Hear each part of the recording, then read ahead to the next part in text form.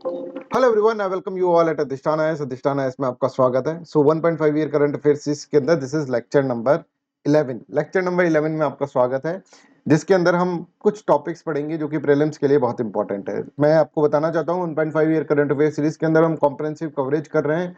Prelims का एक one stop solution है प्रीलिम्स 2025 के करंट अफेयर्स के लिए, राइट। स्टार्ट करने से पहले मैं आपको ये बताना चाहता हूँ कि 21 अगस्त से एक नया बैच स्टार्ट है इकोनॉमिक्स का, and this batch is going to be very important for you because इसके अंदर आपको बहुत सारी चीजें मिलेंगी।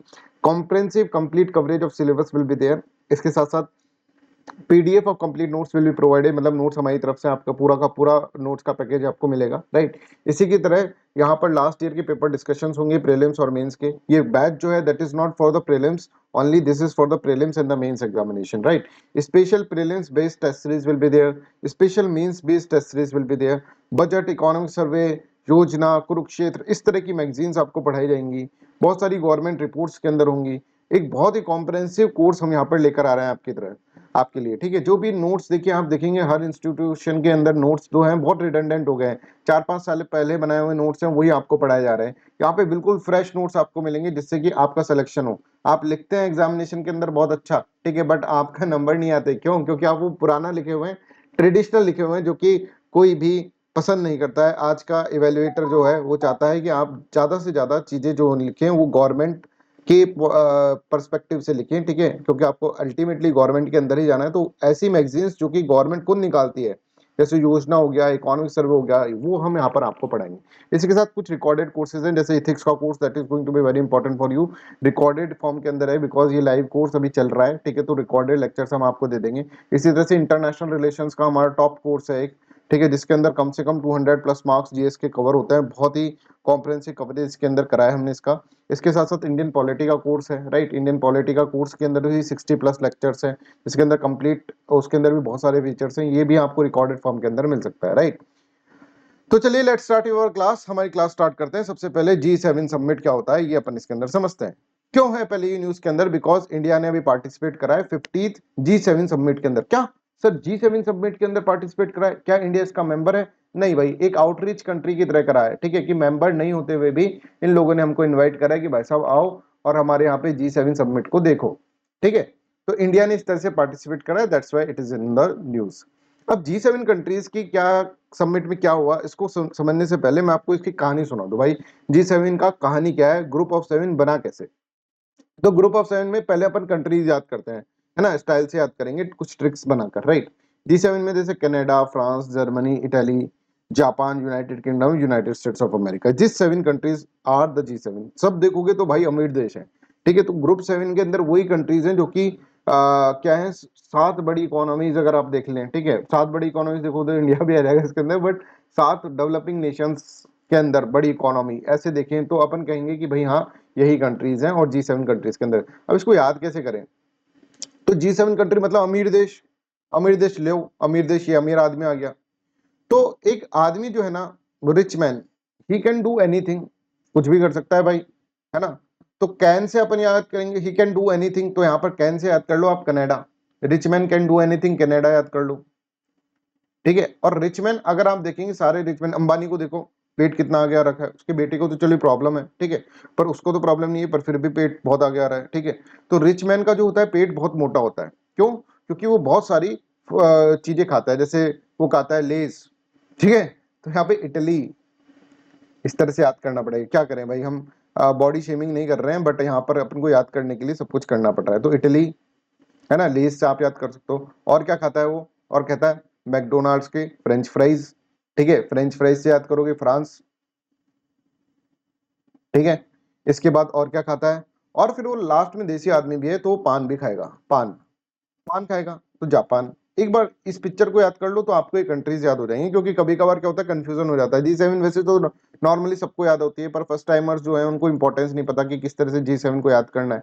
ये सब चीजें हम आपको करवा रहे हैं, स्टाइल से ट्रिक से करा रहे हैं। अच्छा sir, United States of America, तो तुम्हारे दिमाग में रिच सुनते ही यूनाइटेड स्टेट्स ऑफ अमेरिका तो पहली बार में आ ही जाएगा तुम्हारे, और यूके भी आ जाएगा, है ना, यूनाइटेड किंगडम भी आ जाएगा। तो आप देखेंगे यहाँ पर इन कंट्रीज के अंदर अगर आप देखें तो United kingdom, United States of America, Japan पान खा रहा है, फ्रेंच फ्राइज खा रहा है, और यहाँ पे इटली खा, लेज खा रहा है तो इटली, है ना, और कैन डू एनीथिंग तो कनाडा।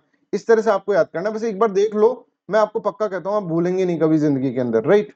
चलो, अब G7 कंट्रीज का इवोल्यूशन कैसे होता है भाई, कैसे ये आए सिस्टम के अंदर, कैसे आए G7 कंट्रीज, ये हम इसके अंदर समझते हैं। तो देखो G7 कंट्रीज के अंदर अगर आप देखेंगे तो पहले ये ग्रुप नहीं हुआ करता था है ना। एक्चुअली क्या हुआ कि एक मेजर ऑयल क्राइसिस आया 1973 के अंदर, 1973 के अंदर एक ऑयल क्राइसिस आया, और उस ऑयल क्राइसिस की कहानी ऐसी थी, देखो इजराइल और पैलेस्टीन के अंदर युद्ध चलता रहता है, ठीक है, अभी भी चल रहा है इजराइल और हमास के बीच में जैसे युद्ध चल रहा है, तो ठीक है, तो ये हमेशा चलता है, बहुत पहले से ही चला आ रहा है। अब इजराइल का सपोर्ट जो करते हैं वो वेस्टर्न कंट्रीज करते हैं, और पैलेस्टीन जो है जिसके ऊपर इजराइल ने एक तरह से कहता है पैलेस्टीन कि हमारे ऊपर कब्जा कर रखा है, राइट। और अगर आप डीप डाउन देखेंगे तो हम कहीं ना कहीं ये बात सही भी है, ठीक है। तो पैलेस्टीन जो है, राइट, इसके अंदर बहुत सारी ऑर्गेनाइजेशन है, जैसे पीएलओ हो गया, हमास हो गया, ये क्या करते हैं, ये हमेशा इसकी लिबरेशन की बात करते रहते हैं, पैलेस्टीन लिबरेशन ऑर्गेनाइजेशन हमास है ना, मिलिट्री। तो ये है ना हमेशा क्या करते हैं, इसराइल के ऊपर अटैक करते रहते हैं। हमास तो अभी नया बना, पीएलओ भी नया बना, पर उससे पहले क्या है कि बहुत सारी अरब कंट्रीज मिलकर इसराइल के ऊपर अटैक करते थे, बिकॉज पैलेस्टीन एक अरब नेशन है, तो मुस्लिम नेशन, मुस्लिम मुस्लिम भाई भाई, तो अरब कंट्रीज सारी मिलकर क्या कर रहे हैं, इसराइल पे अटैक करा करते थे, राइट। और इसराइल को सपोर्ट करा करता था कौन, इसराइल को सपोर्ट करता था United States of America, plus अगर आप देखेंगे तो यूनाइटेड किंगडम, ये सब इसके अंदर करते थे, वेस्टर्न कंट्रीज जो है पूरा इसराइल को सपोर्ट करते थे। तो क्या हुआ कि अरब कंट्रीज ने सोचा कि यार ये तो बहुत ही ज्यादा जाती है हमारे साथ, ये हम मिलकर इसको मारते हैं तो ये मिलकर पूरा का पूरा इसको शील्ड कर लेते हैं। तो इन्होंने क्या करा, हमारे पास सबसे बड़ी ताकत क्या है, अरब के पास सबसे बड़ी ताकत क्या है, मिडिल ईस्ट के पास उसके ऑयल के कुएं, है ना, ऑयल के कुएं उसके पास बहुत सारे हैं। तो वो सोचते हैं, वो कहते हैं कि हम एक बैन लगा देंगे इन कंट्रीज के ऊपर, ठीक है, जो वेस्टर्न कंट्रीज है उनके ऊपर बैन लगा देंगे कि हम आपको कभी भी यहाँ पर क्या करेंगे, यहाँ पर हम आपको ऑयल नहीं देंगे। तो इस तरह से ये देखो इनके पास क्या था, ये देखो ऑयल के से लड़ने की एक तरह से बंदूक है, ऑयल को बंदूक की तरह इनके सामने खड़ा कर दिया। ये सारे के सारे वेस्टर्न कंट्रीज के उस समय के क्या थे, प्रेसिडेंट या फिर प्राइम मिनिस्टर थे, right. I hope this is clear to everyone. तो यहाँ पर ये समझो G7 कंट्रीज के अंदर ये अभी तक G7 कंट्रीज बनी नहीं, राइट। अभी तक सिर्फ एक तरह से इवोल्यूशन पढ़ा रहा हूँ। 1973 का ऑयल क्राइसिस हुआ, और ऑयल क्राइसिस का रीजन मैंने आपको बताया, pro Israel policy of United States of America, then lead Libya. सबसे पहले लीबिया ने कहा कि वो ऑयल शिपमेंट्स के ऊपर एम्बार्गो लगा रहा है, जो भी यूनाइटेड स्टेट्स ऑफ अमेरिका को कोई ऑयल हम नहीं देंगे। इसके बाद सऊदी अरेबिया ने भी बोल दिया कि भाई साहब हम भी नहीं देंगे, तो बहुत अच्छी बात है। फिर आप देखेंगे कि धीरे धीरे यूरोपियन कंट्रीज के अंदर ये चीज फैल गई कि यूरोपियन कंट्रीज के अंदर भी नहीं देंगे हम ऑयल। तो इसलिए यहाँ पर अगर आप देखेंगे तो यहाँ पर दिक्कत आएगी, तो यहाँ पर दिक्कत आएगी तो फिर जापान एक स्टेप उठाएगा, ठीक है, वो यूनाइटेड स्टेट्स ऑफ अमेरिका एक स्टेप उठाएगा, और यूनाइटेड स्टेट्स ऑफ अमेरिका के जो सेक्रेटरी थे, ट्रेजरी के सेक्रेटरी थे, वो क्या करेंगे, वो एक बार मिलेंगे, राइट, इन कंट्रीज के साथ मिलेंगे, West Germany, France, United Kingdom. ये चीजें जो हो रही हैं इसके फाइनेंस मिनिस्टर यहाँ पर मिल रहे हैं, राइट। तो यहाँ पर ये देख लें, पहले अभी तक एम्बार्गो लगाना स्टार्ट हुआ ना, तो जैसे ही ये इन कंट्रीज को लग गया कि भाई कुछ गड़बड़ होगी तो हमको क्या करना चाहिए, हमको मिलना चाहिए। तो ये सब मिले स्टार्टिंग के अंदर, तो इसको लाइब्रेरी ग्रुप कहा गया। कौन कौन मिल रहे हैं, West Germany, France, United Kingdom as well as United States of America के फाइनेंस मिनिस्टर, उसको बोला गया लाइब्रेरी ग्रुप, है ना। I hope this is clear to everyone. इसको लाइब्रेरी ग्रुप कहा गया। फिर 1973 के अंदर आप देखेंगे तो जापान भी इसका पार्ट बन जाएगा, और ये ग्रुप ऑफ 5 कहलाने लगेगा, G5, है ना। तो सबसे पहले United States of America, Germany, अगर आप देखेंगे यहाँ पर तो वेस्ट जर्मनी, राइट, फिर फ्रांस और यूनाइटेड किंगडम, है ना। इस तरह से आप इसके अंदर देखते हैं, राइट। तो ये कंट्रीज पहले क्या करती हैं, ये कंट्रीज मिलती हैं, और ये कंट्रीज मिलकर फिर ये डिसाइड करती हैं, कुछ बातें उनके अंदर होती हैं, इनको लाइब्रेरी ग्रुप कहा जाता है। इसके साथ साथ फिर आप देखेंगे कि एक और कंट्री आ जाती है, जापान। पान खाया था ना रिच मैन ने, जर्मनी के रिच मैन से याद करना है आपको ना, rich man, man means German, right. German, मन मन आता है ना, man last in German, right. तो मैन को उससे याद करना, मतलब जर्मनी को उससे याद करना। तो USA, Germany, France, United Kingdom और Japan. I hope this is clear to. ये 5 कंट्री बनी, इसको ग्रुप ऑफ 5 कहा गया, G5 इसको कहा गया, ठीक है। इसके बाद फिर क्या होता है, इसके बाद धीरे धीरे इटली भी आ जाता है। इटली जो होता है वो ग्रुप 6 होता है, लेज खाई थी याद करो, और rich man can do anything, तो यहाँ पे कनाडा भी आ जाता है, तो ग्रुप ऑफ 7 ये इस तरह से बन जाता है। तो इस तरह से G7 बन जाता है। अब G7 के अंदर आपको सब कुछ पता है, Germany, rich man can, Canada, do anything, और वो उसका पेट बहुत मोटा है। पेट के अंदर आप देखिए सबसे पहले उसने क्या कहा है कि उसने एक तरह से फ्रेंच फ्राइज खाई, फ्रेंच फ्राइज खाई तो फ्रांस, ठीक है, फ्रांस फ्रेंच फ्राइज खाने के बाद फिर उसने, आपने देखा था लेज खाई थी इटली, ठीक है, इटली खाने के बाद फिर उसने क्या करा था, उसने पान खाया था जापान, ठीक है। तो 1 2 3 4 5 plus United States of America plus United Kingdom, ये इस तरह से आपको इसके अंदर याद करना है, G7 ग्रुप बन जाते हैं। लास्ट क्वेश्चन कैसे पूछता है पता है, कि लास्ट में बताओ, सबसे लास्ट में किसने ज्वाइन करा था, ये बताओ, कनाडा ने, ठीक है, इस तरह से याद करना है। फिर हमको दिक्कत होती है, हमको G7 नंबर तो पता है, पर सबसे लास्ट में किसने करा भाई, हमको क्या पता, ठीक है। और ये ही G7 कंट्रीज हैं। I hope this is clear to everyone. G7 countries का क्यों इवोल्यूशन हुआ, ये आपको इसके अंदर पता चल गया कि G7 कंट्रीज ने इस ऑयल क्राइसिस से लड़ने के लिए ये ग्रुपिंग बनाई गई, G7 ग्रुपिंग, राइट।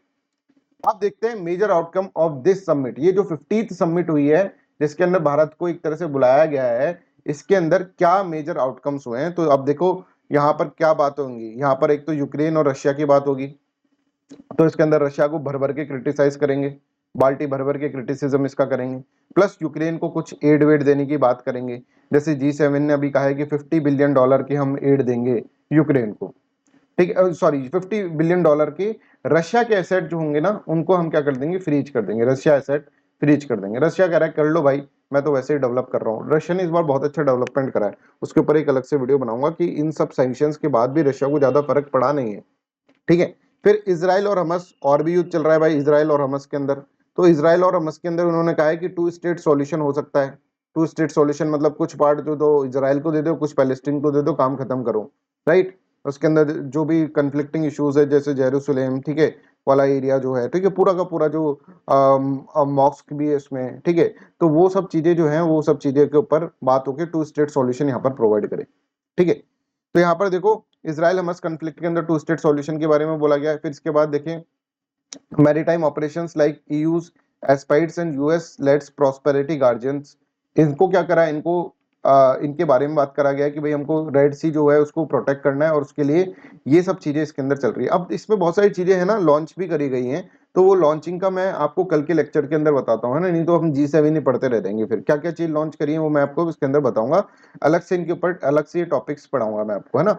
तो देखो एनर्जी क्लाइमेट एंड एनवायरनमेंट के अंदर हम देखें तो उन्होंने बोला है कि हम global green house gas emission को 43% से रिड्यूस करना चाहते हैं इस डिकेड के अंदर, एंड 60% बाय 2035 तक 60% करना चाहते हैं कंपेयर टू 2019 लेवल। तो ये आप याद रखें थोड़ा सा, G7 समिट के अंदर एनवायरनमेंट के बारे में क्या बोला गया है कि 2019 के अंदर मान लो 100 है, ठीक है, तो आप देखिए 2030 तो इस डिकेड तक मतलब 2040 तक ये क्या करना चाहते हैं, 43% तक इसको कम करना चाहते हैं, और 2035 तक, राइट, 2035 तक 60% तक इसको रिड्यूस करना चाहते हैं 2019 के लेवल पर, राइट। तो I hope this is clear to everyone, यहाँ तक सबको क्लियर है। लॉन्च्ड, इन्होंने कुछ लॉन्च करा है, क्या, energy for growth in Africa. अब क्या है energy for growth in Africa के अंदर, नहीं ये लॉन्च नहीं करा, टू इन्वेस्ट इन द, हाँ यही लॉन्च करा, energy for growth in Africa to invest in the sustainable development and will provide Africa with an alternative investor to the China. कि चाइना का इन्फ्लुएंस इतना बढ़ता जा रहा है अफ्रीका के ऊपर, क्योंकि चाइना बहुत सारा इन्वेस्टमेंट करता है इसके अंदर, तो इसको हटाकर हम आए, ठीक है, इसलिए energy for growth in China ये लॉन्च करा है। तो ये क्या चीज है अभी मैंने भी नहीं पढ़ा है, मैं देखकर आपको बताता हूँ। Energy for growth in Africa पूरा का पूरा इसके अंदर पूरा क्लियर आपको करेंगे, राइट। फिर इसके अलावा आप यहाँ पे देखेंगे health and food security, G7 launch Apulia food system. अब ये भी क्या है ये मैं आपको बताऊंगा, है ना, कल के लेक्चर के अंदर ये सब चीजें आप देखेंगे। To enhance food security and sustainable agriculture, leaders also committed to support Gavi. Gavi तो ग्लोबल वैक्सीनेशन वाला जो प्रोग्राम है, ठीक है, ये इम्यूनाइजेशन कवरेज के लिए लीडर्स इसके लिए भी कमिटेड है, ये भी मैं आपको कल पढ़ा दूंगा। तो ये 3 टॉपिक देखो आज के लेक्चर में से बन गए, अपूलिया फूड सिस्टम क्या है, गावी क्या है, राइट, और यहाँ पर energy for growth in Africa, ये 3 कल के लेक्चर के अंदर आपको मिल जाएंगे, राइट। चलो मेरे को भी टॉपिक मिल गए पढ़ाने में, टॉपिक ढूंढने में बहुत दिक्कत होती है ना। अब चलो यहाँ पर पढ़ते हैं चराइदियो मोइडम्स, ठीक है, चराइदियो मोइडम्स जो है ना उनको यूनेस्को वर्ल्ड हेरिटेज साइट के अंदर डाल दिया गया है, right, UNESCO world heritage site के अंदर डाल दिया गया है, राइट। तो अब ये कौन है चराइडियो मोइडम्स, क्या है ये, मतलब ये अपन इसके अंदर समझते हैं। इसको असम का पिरामिड भी बोला जाता है, यहाँ पे देखो पिरामिड भी बोला जाता है। जैसे आप देखेंगे जो पिरामिड्स होते हैं इजिप्ट के, वैसे असम के अंदर भी पिरामिड्स बना रखे हैं, राइट, है ना। तो इसको क्या है एक तरह से यूनेस्को वर्ल्ड हेरिटेज साइट के अंदर काउंट करा गया है।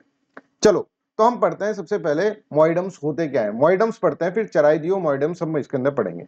मॉइडम्स का मतलब क्या होता है, मॉइडम्स, मॉइडम्स, ठीक है, इसके अंदर क्या होता है, ये एक तरह से जैसे ना बड़े रूलर्स जो होते हैं, किंग, ठीक है, बड़े आदमी, रिच पर्सन्स, इनका क्या होता है, ये जब मर जाते हैं ना तो इनको बहुत टेंशन होती है। देखो एक किंग को बहुत बड़ी टेंशन होती है। क्या टेंशन होती है कि भाई मैं जी रहा हूं जब तक तो सब मेरी वाह वाह कर रहे हैं, वाह भाई वाह क्या आदमी है, मजा आ गया, राइट, है ना, और आउट ऑफ डर, out of fear, out of respect कुछ भी कर रहे हैं, पर भाई हमारा दबदबा है।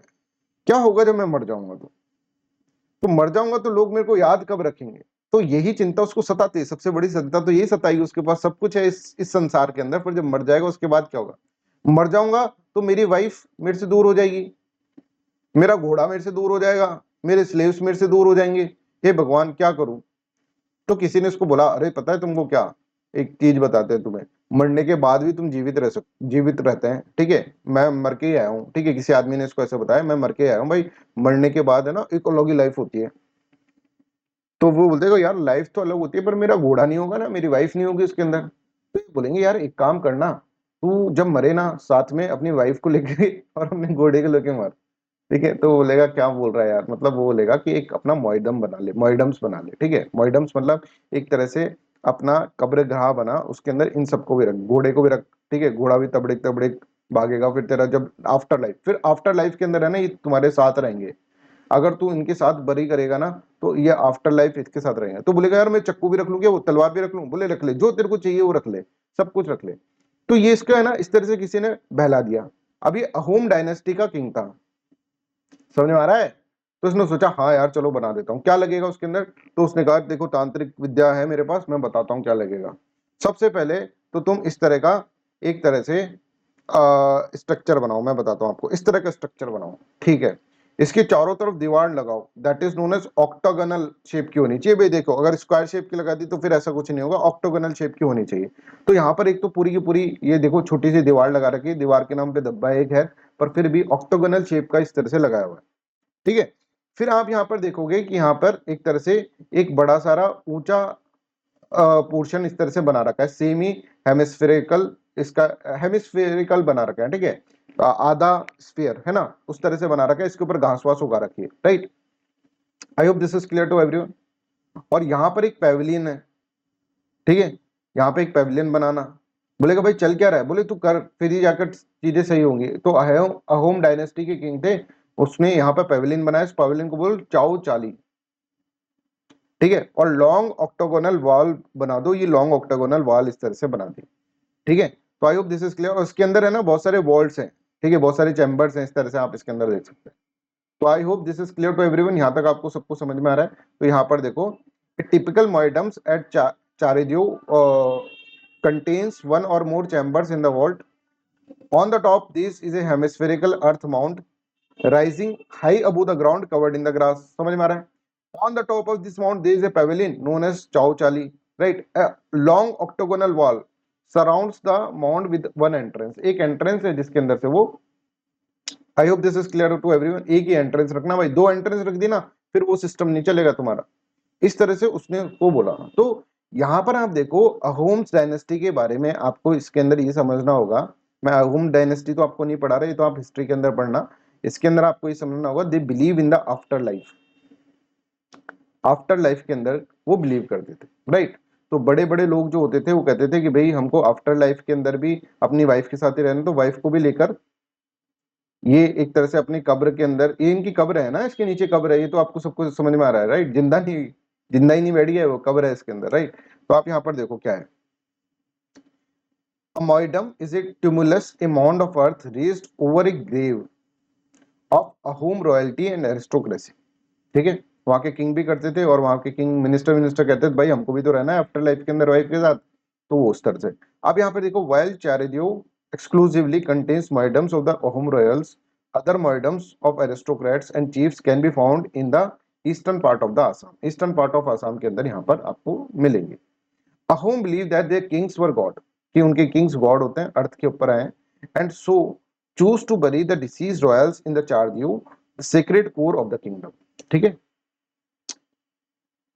और चारदियो जो है ना वो एक प्लेस है, राइट, और वो जो है अहोम डायनेस्टी की एक तरह से ओरिजिनल कैपिटल भी थी, ठीक है। आगे हम बढ़ते हैं इसके अंदर। फिर Ahom kings and queens were buried inside this moidams, ठीक है, इनको एक तरह से यहाँ पर साथ में मोइडम्स के अंदर यहाँ पर क्या करा देता है, यहाँ पे बरी करा जाता है। द हाइट ऑफ मोइडम, जितना ऊंचा हाइट होगा ना उतना ज्यादा किंग की रॉयल्टी है भाई, इतना ज्यादा बड़ा आदमी है, right. Power and stature of the person buried inside, however except for the Gadadhar Singha and Rudra Singha most moidams remains unidentified, ज्यादातर मोइडम्स जो है वो अनआइडेंटिफाई ही रहे। I hope this is clear to everyone, यहाँ तक सबको क्लियर है।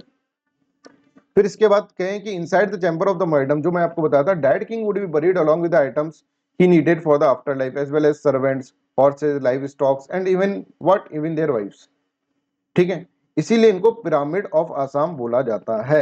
I hope this is clear to everyone, Egypt की पिरामिड की तरह, राइट। तो अब आपने मॉइडम्स के बारे में तो पढ़ लिया है, अब चराइदियो जो है, चराइदियो जो है उसके बारे में हम जान लेते हैं। तो चराइदियो वर्ड जो है ना उसको ऐसे समझाओ करो, ची राई दोई, ठीक है। इन तीन वर्ड से मिलकर बना है। ची का मतलब टाउन, राई का मतलब क्या है, रेज से याद कर लो शाइन, और डॉय का मतलब क्या है, हिल। तो यहाँ पर देखो, एक shiny town situated on a hill top, that is known as Charaideo. I hope this is clear to everyone, ये सबको क्लियर है। अब एक और टॉपिक हमको मिल गया यहाँ पे, वर्ल्ड हेरिटेज साइट, ये भी हम कल ही पढ़ेंगे। वर्ल्ड हेरिटेज साइट क्या होता है ये हम कल के चैप्टर के अंदर पढ़ेंगे। चलिए नेक्स्ट हम करते हैं साहित्य अकेडमी अवार्ड। साहित्य अकेडमी अवार्ड, इसके अंदर अभी हम इसके अंदर समझते हैं कि व्हाट इज साहित्य अकेडमी अवार्ड, राइट। तो अभी रस्किन बॉन्ड जो है उनको साहित्य अकेडमी अवार्ड मिला है शायद, राइट। तो that's why it is in the news, चलो, है ना। तो या फिर साहित्य अकेडमी ने उनको कुछ मतलब कुछ उनको उनके वर्क को कुछ मतलब अप्रेज करा होगा, इस तरह का कुछ है, that's why it is in the news. चलो न्यूज में क्यों है, इसलिए ये इंपॉर्टेंट नहीं है। आप तो ये देखो साहित्य अकेडमी अवार्ड क्या है, राइट। तो साहित्य अकेडमी अवार्ड जो था ना वो क्रिएट हुआ 1954 के अंदर एनुअली। उसके बाद हर साल इसको मिला जाता है ना, एनुअली दिया जाता है ये साहित्य अकेडमी अवार्ड। अब साहित्य का मतलब लिटरेचर है ना, तो लिटरेचर के ऊपर ये अवार्ड दिया जाता है। इसके अंदर दिया क्या जाता है मैं तो बता दूं आपको, 1 लाख रुपए दिए जाते हैं साहब इसके अंदर, और एक पूरा मोमेंटम जो होता है वो दिया जाएगा, ठीक है, और 1 लाख रुपए दिया जाएगा। साहित्य अकेडमी अवार्ड है ना, वैसे ये 1 लाख रुपए इतना इंपॉर्टेंस नहीं है, बिकॉज साहित्य अकेडमी अवार्ड जो मिलना बहुत इंपॉर्टेंट है। साहित्य अकेडमी अवार्ड जो है वो मिलना बहुत इंपॉर्टेंट है, बिकॉज ये सेकंड हाईएस्ट लिटरेरी ऑनर माना जाता है।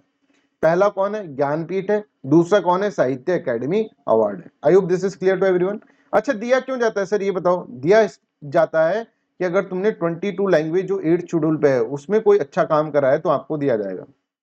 अच्छा सर, फिर ये तो इंडियंस को ही दिया जाएगा। यस, इंडियन ओरिजिन के लोगों को दिया जाता है या फिर इंडियंस को दिया जाता है, राइट। इंडियन ओरिजिन के लोगों को भी दिया जाएगा, कोई पीआईओ होगा तो उसको भी दिया जाएगा। 8th schedule of the constitution के अंदर 22 लैंग्वेज दे रखी है, ठीक है सर। इसके अलावा इंग्लिश और राजस्थानी। राजस्थानी क्यों, क्योंकि मैं राजस्थान से हूँ। इंग्लिश क्यों, क्योंकि आप लोगों को बहुत अच्छी इंग्लिश आती है, ठीक है। तो इंग्लिश और Rajasthani plus 22 languages of 8th schedule of the Indian constitution, ठीक है साहब। इनको ये अवार्ड इन लैंग्वेजेस के ऊपर मिलता है। दूसरा कि जो पर्सन होना चाहिए वो इंडियन नेशनल होना चाहिए या फिर इंडियन ओरिजिन का होना चाहिए, इंडियन नेशनल, ठीक है। चलो आगे हम पढ़ते हैं, बस इतना याद था, अब आगे देखते हैं अपन, ठीक है। The award which was established 1954 consist of plaque and the cash prize of the 1 lakh rupees, ठीक है। After Jnanpith the Sahitya Academy award अगर आप देखेंगे तो that is the second highest literary award, right. इसके अलावा 22 languages of 8th schedule of Indian constitution as well as English and Rajasthani. इसके अलावा आप देखेंगे इंडियन नेशनल को मिलता है। Eligible for the award book और work that is eligible for the award must make a significant addition to the language and literature of genre, ठीक है। तो आप देखो कहीं ऐसा नहीं होना चाहिए कॉपी पेस्ट करके कर दिया सब कुछ, ठीक है। जैसे हम देखते हैं यूपीएससी के नोट्स सारे कॉपी पेस्ट नोट्स है, ठीक है। आपको एक बात बताता हूँ, आप 2 नोट्स को एक साथ रखो, थोड़ी थोड़ी लैंग्वेज चेंज होगी, सारे सेम से ही नोट्स हैं। समझ में आ रहा है, आजकल कुछ नया दे ही नहीं रहे हैं, बस मार्केटिंग में पैसा खर्च करो। जितना मार्केटिंग करोगे बच्चा उतना बावड़ा होगा और उतना ज्यादा आपके पास आएगा। और मैं आप बिलीव नहीं करेंगे, मेरे जो कोर्सेज दिए हैं बच्चों ने, ठीक है, वो सब कुछ पढ़े हुए बच्चे भी कोर्सेज ले रहे हैं, ठीक है। दृष्टि आइज से पढ़े हुए, विजन आइज से पढ़े हुए ये बच्चे भी कोर्स ले रहे हैं, क्योंकि उनको वहां पर सेटिस्फेक्शन मिला ही नहीं, क्या करें, है ना। तो बहुत सारे जो मॉड्यूलर कोर्स मैंने स्टार्टिंग में बताया था आपको, वो उसके अंदर बहुत अच्छी क्वालिटी के अंदर चीजें दे रखी हैं, राइट।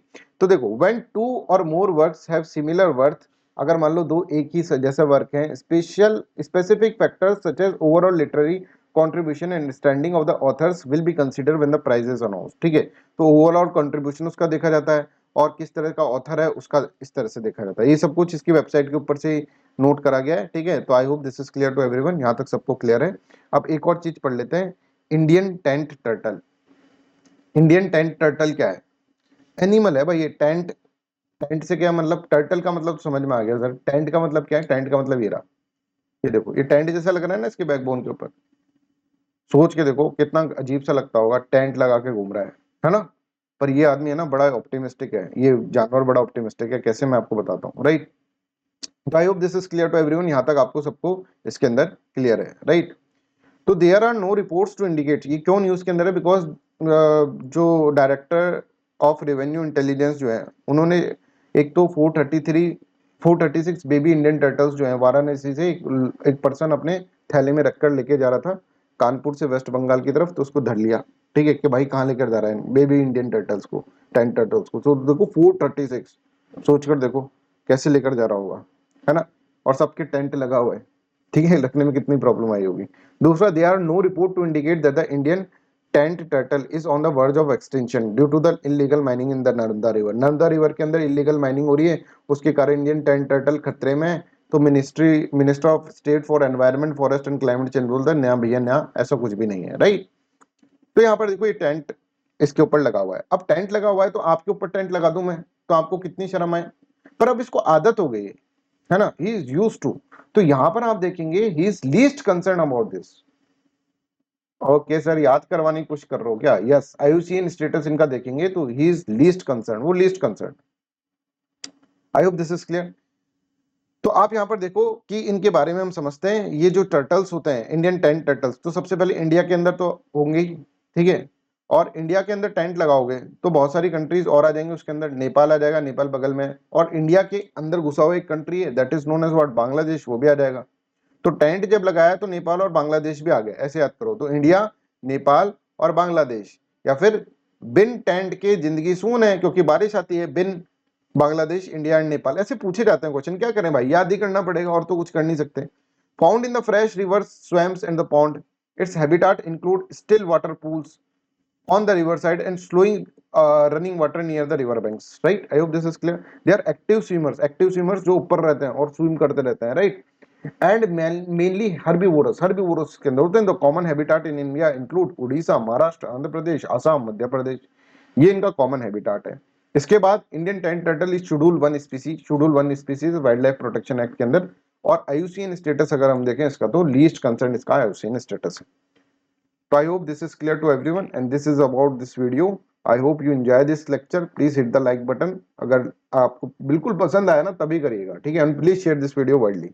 और इसके बाद मैं आपको बताना चाहता हूँ कि हम इकोनॉमिक्स कोर्स लॉन्च कर रहे हैं 21 से फाइनली। और इसके अंदर पूरे नोट्स आपको मिलेंगे, बिल्कुल फ्रेश नोट्स। योजना, कुरुक्षेत्र, इंडियन जो बजट है, राइट, इकोनॉमिक सर्वे जो है, इकोनॉमिक सर्वे हम 4-5 साल का लेते हैं इसके अंदर, क्योंकि उसके अंदर है ना हर एक कॉन्सेप्ट बहुत अच्छे से एक्सप्लेन करे होते हैं। तो 4-5 साल के अंदर जो भी इकोनॉमिक सर्वे के अंदर इंपॉर्टेंट चीजें हैं, इस साल का तो डिटेल के अंदर करेंगे और बाकी नोट्स उसके अंदर से बना लेंगे हम, राइट। इसके अलावा वेरियस गवर्नमेंट रिपोर्ट, अब इसमें और क्या लोगे आप, ठीक है। प्रीलिम्स टेस्ट सीरीज है, मेंस टेस्ट सीरीज है, तो बहुत इंपॉर्टेंट कोर्स है, जल्दी से इसको ज्वाइन करो। 21 से स्टार्ट हो रहा है। 20 सीट्स हैं, 10 सीट्स फिल हो चुकी है ना। टू बी वेरी ट्रांसपेरेंट, हमको 10 बच्चे और चाहिए। 10 बच्चे आते ही हम इस कोर्स को बंद कर देंगे, राइट। इसके अलावा और भी कोर्सेज, जैसे और भी सब्जेक्ट्स के अंदर आपको प्रॉब्लम है तो आप ले सकते हैं। इंटरनेशनल रिलेशन पे बहुत शानदार कोर्स है हमारा, ठीक है। इंडियन पॉलिटी पे 60+ लेक्चर्स आर देयर, ठीक है। तो ये आप ले सकते हैं। और भी कोर्सेज हैं, पर ये कोर्स बड़े टॉप के कोर्स हैं, इनको तो आपको देखना ही चाहिए। This is must watch course. और इथिक्स का कोर्स है, that is also very important. Ethics का कोर्स अभी चल रहा है, आज उसका 22nd लेक्चर है, पर आप लोगों को मिल जाएगा रिकॉर्डेड फॉर्म के अंदर, राइट। तो रिकॉर्डेड भी आप ले सकते हैं। जैसे इकोनॉमी का कोर्स लाइव रहेगा, ये सब रिकॉर्डेड है। इंटरनेशनल, इंडियन पॉलिटी, ठीक है, थोड़े दिनों बाद ये भी रिकॉर्डेड ही मिल पाएगा। मैं चाहता हूँ कि आप लाइव कोर्स ज्यादा ज्वाइन करो, जिससे कि टाइमली वो खत्म हो जाता है। फिर दिन रिकॉर्डेड होता है तो ठीक है यार, रिकॉर्डिंग पड़ी है देख लेंगे यार, नहीं तो कल देख ही लेंगे, राइट। इससे चलता रहता है। तो लाइव क्लास भी अटेंड करनी चाहिए, लाइव कोर्स भी अटेंड करना चाहिए। या फिर आप बड़े ही संकल्पित हैं, ठीक है, जो हम समझते हैं कि हम हमेशा संकल्पित ही रहते हैं, कि एक बार हमने जो सोच लिया वो हम करके रहते हैं, राइट। तो रिकॉर्डेड कोर्स ले लो, राइट। अदरवाइज अगर आपको थोड़ा सा दिक्कत रहता है तो लाइव कोर्स ज्वाइन करो। That's all for today's class. Thank you so much for listening me so kindly. Bye bye, take care and have a nice day.